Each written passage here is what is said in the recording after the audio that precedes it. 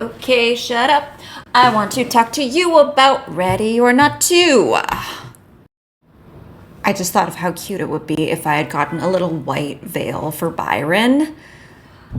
But I didn't, and life is full of regrets.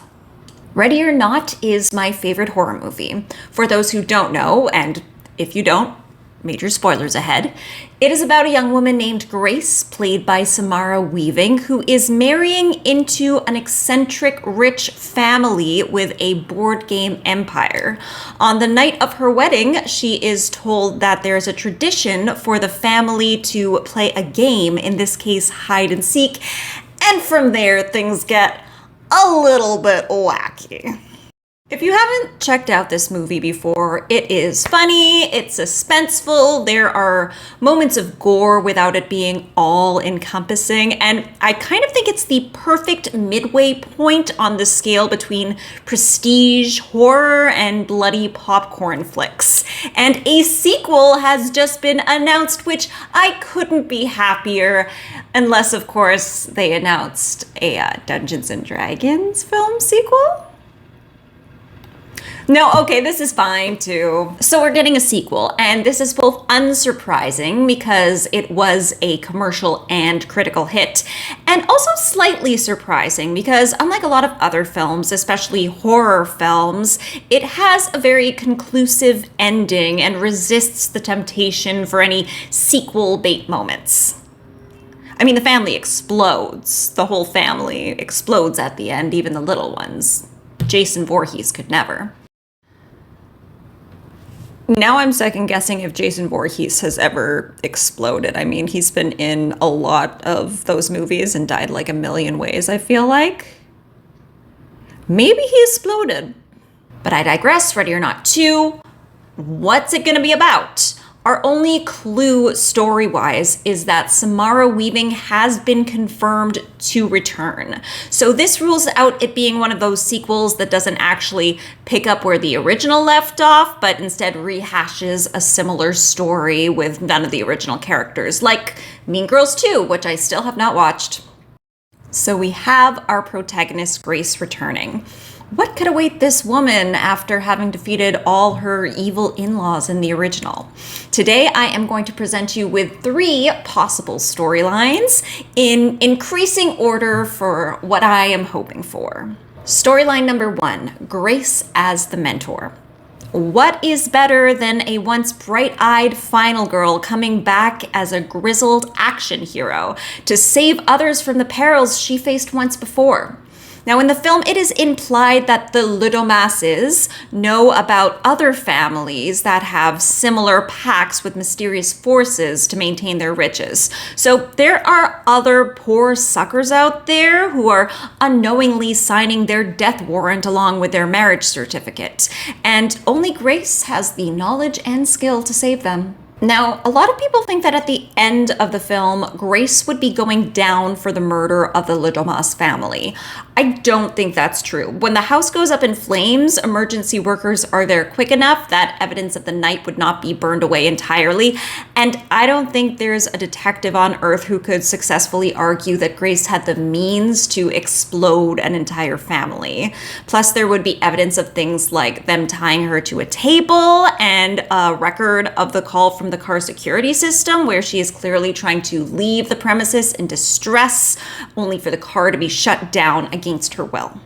That being said, of course, no one is going to believe some story about a murder pact with an actual demon going wrong. And I think between the police not having any answers for this violent crime and other affluent families who may secretly have all the answers, there would be a huge cover-up. The public would probably be fed a story of a tragic house fire after an extravagant wedding, and no one would know that the Littlemasses, as well as potentially any number of rich, important clans, murder people to retain their good fortune. So Grace is essentially muzzled, and she's pissed. But this story doesn't start with her. It starts with another bride. Let's call her Mercy. And Mercy would be different from Grace in some way. Let's say she's older. She's a bride in her mid-40s. She's more or less given up on dating and was focused on her career until she found some gentleman who wasn't intimidated by her success because he's got money of his own and actually loved her for not being too naive and sentimental. I think this would nicely contrast her with Grace because Grace craved familial ties and maybe didn't care about her fiance's money per se, but probably did appreciate the idea of security. Mercy likes being independent, isn't desperate for connection, and this puts her at odds right away with her new family, who were expecting someone easier to manipulate. So Mercy's new family insist they play a game on their wedding night. Hide and seek, who could have guessed? Mercy entertains them and goes hiding in this big estate. As she's hunkering down, she notices a woman skulking around with a weapon, probably a big old shotgun, because branding.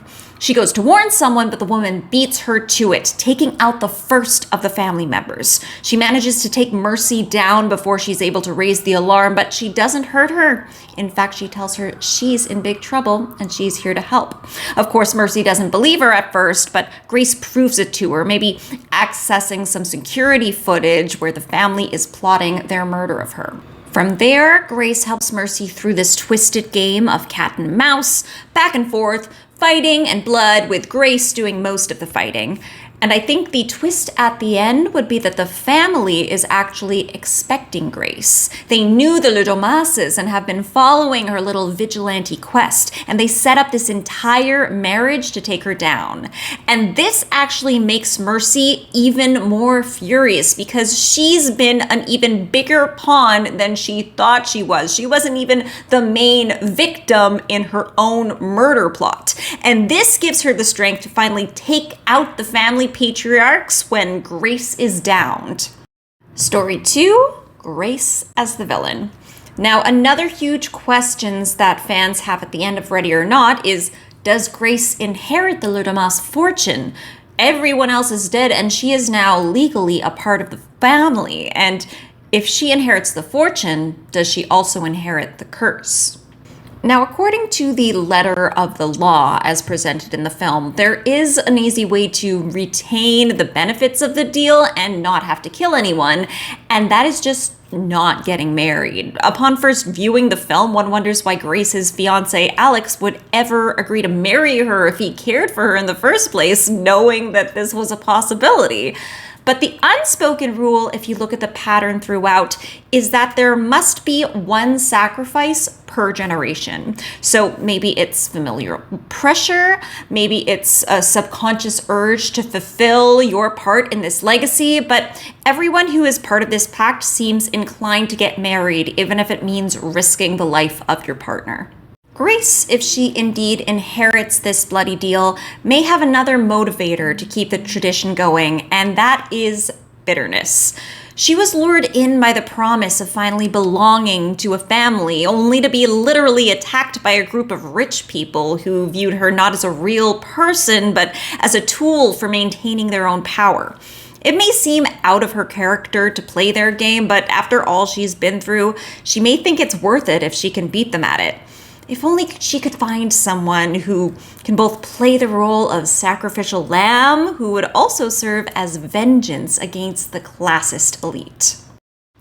Enter a wannabe hotshot entrepreneur.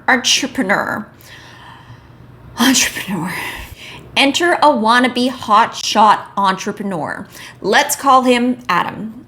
Adam spends too much time in the gym, listens to all the worst podcasts, and invests his daddy's money into failed scheme after failed scheme. He is dumb, he is entitled, but he's a little charming. So when Adam's family finally cuts him off and it becomes harder for him to present himself as some self-made success story, he's lucky enough to run into Grace, the wealthy young widow of the Ludomas family. And what do you know? They hit it off. After a whirlwind romance, they end up tying the knot. In Vegas! That's right, it's set in Vegas. I've just decided. Sure enough, Adam finds himself in a post-nuptial game of hide-and-seek. And once he figures out this is far from just fun and games, we begin our high-stakes chase through Vegas. Adam running for his life through the strip, hiding behind the feathery costumes of showgirls, getting Grace volunteered for a magic show so that he could make his escape. Something with Cirque du Soleil, probably. Adele is there. As Grace mercilessly chases him down, she does start to see that, in his own way, he's a very resourceful person. In some ways, he's a lot more like her than he is like the Le Domases, who were so helpless they couldn't even beat her like 12-1 with many advantages on their side. This is enough to get her second-guessing her actions, and in the climax, when Adam presents her with annulment papers, because I assume there are 24-hour lawyers in Vegas that can just draw those up for you on the fly. When he does that, it seems like maybe the two have found a way out of this mess together. But Grace is too damaged, too entrenched in the very world of the corrupted that she seeks to bring down. And when she chooses to make a final play for Adam's life, time is not on her side. Floating sound effect. I wrote that in my notes, exploding sound effect. I guess I was supposed to. The film ends some months later with a limo pulling up to one of Vegas's many famous hotels and a bachelorette party stepping out. As the party crosses the casino floor, a pretty bridesmaid locks eyes from across the room with Adam, who smiles from a blackjack table. The game continues. Story 3, Avengers-style team-up. I'll start off by saying, yes, I do have some vague idea of how movie licensing works, and I know this idea will never happen. That being said, it's the best idea ever, and it has to happen. Let me remind you of a movie premise. Our protagonist is going to meet their partner's family for the first time. They know the family is well off and are warned that they are a little eccentric, but when they get there, they get the feeling that something much bigger is at play, something sinister. Sure enough, they soon find themselves fighting for their life, wishing they had never entered into this other world, and most of all, wishing they had never ever thought they could trust their bitch-ass partner. This is the plot for Get Out. Also, you're next. If it wasn't obvious, this next part will have major spoilers from Get Out and You're Next. You're Next is a title of a movie. It's not just me telling you that you are next.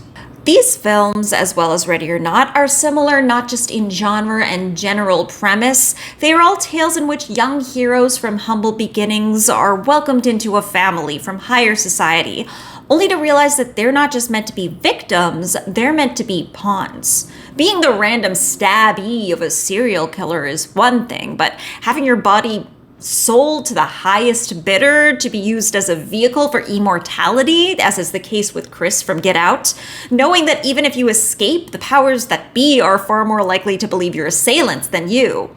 Or in the case of Aaron from You're Next, enduring a house invasion that leaves all those around you dead, only to discover that you had been set up to be the designated witness so that the perpetrators, the spoiled heirs who already have so much more than you, could collect their inheritance. And in all these cases, being betrayed not just by this family of strangers, but by the person you love.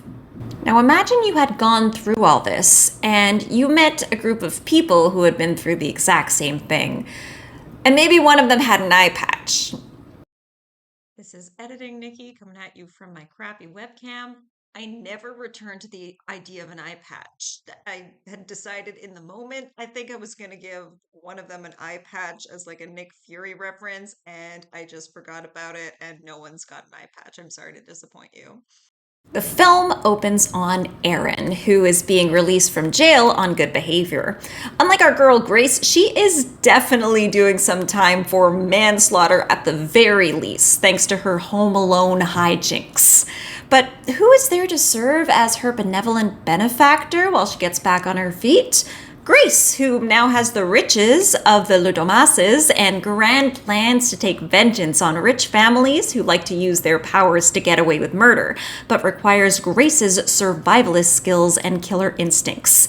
In researching which of America's elite may be up to unscrupulous plots, they encounter Chris, who is also on the lookout for families that might be targeting marginalized individuals in ways similar to the Armitages, his personal in-laws from hell.